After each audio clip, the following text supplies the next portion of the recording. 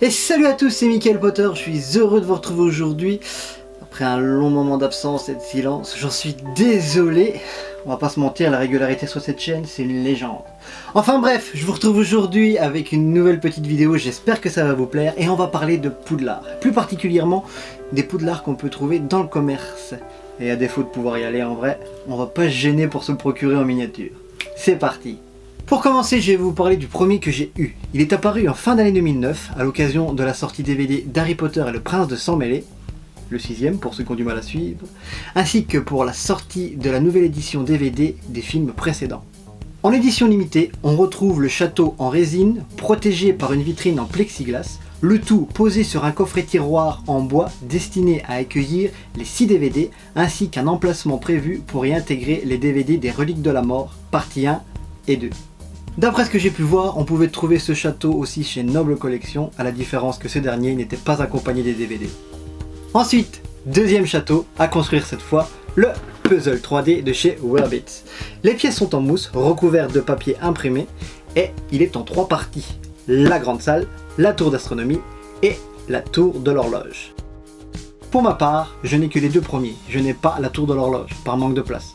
On peut toujours les trouver en commerce pour plus ou moins 40 € chaque partie.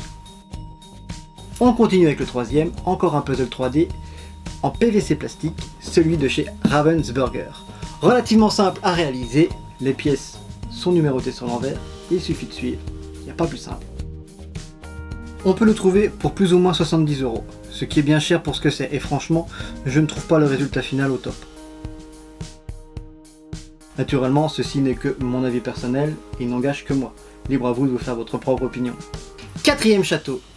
Cubic Fun nous propose un magnifique modèle entièrement à assembler. Et franchement, celui-ci, c'est mon coup de cœur. Tout simplement parce qu'il est complet. On retrouve le château tel que l'on peut le voir dans le 3e et le 4e film. Il se vend en 2 parties également, grande salle et tour d'astronomie. Chaque partie tourne autour de 30 €. Naturellement, je ne vais pas vous cacher, il prend beaucoup de place. Mais ils ont pensé à tout chez Cubic Fun. Si vous aimez ce modèle, vous pouvez le trouver également en version réduite pour plus ou moins 35 €. 5e château, on ne peut pas parler de Poudlard à construire sans parler de celui que nous propose Lego. L'histoire d'amour entre la marque et la franchise Harry Potter n'est plus à démontrer. Depuis des années maintenant, Lego nous propose des nouvelles gammes autour de la franchise, comme par exemple celle-ci. Mais cette fois-ci, Lego a fait fort en nous proposant ce monstre!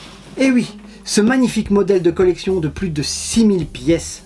Et là pour le coup, armez-vous de patience car il est très long à assembler. À l'échelle mini-figurine, il est rempli de clins d'œil en rapport à l'histoire de la saga, comme par exemple la chambre des secrets, les épreuves de la pierre philosophale, mais aussi des salles de classe et j'en passe.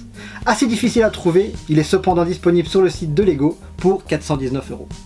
On enchaîne avec le 6e château et là pour le coup, si vous n'avez pas beaucoup de place, celui-ci est parfait vu qu'il tient dans une seule main. Voici le modèle proposé par Metal Earth, entièrement en métal à assembler par pliage. Il demandera beaucoup, mais alors beaucoup de patience et surtout des outils adaptés. Mais même avec ces outils adaptés, il nique les doigts. Cependant, le jeu en vaut la chandelle car au final, on se retrouve avec ce joli petit Poudlard. Et pourtant, il faut avouer que j'ai été agréablement surpris du niveau de détail apporté à ce petit modèle. Il nous faudra quand même débourser plus ou moins 65 €. Mais il représente Poudlard sous la neige, et ça, j'adore. Enfin, pour finir, petite mention spéciale pour celui-ci. Le grand livre pop-up de Poudlard, qui est absolument ingénieux dans sa réalisation, en plus d'être magnifique. Voilà, naturellement, il existe certainement d'autres modèles dont je n'ai pas parlé dans cette vidéo. Si vous en connaissez d'autres, n'hésitez pas à me le dire dans les commentaires.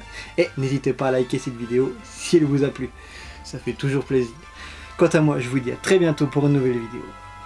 Faut vraiment que j'arrête de dire ça parce que la dernière fois j'ai mis presque 2 ans avant d'en refaire une. Enfin bref, ciao.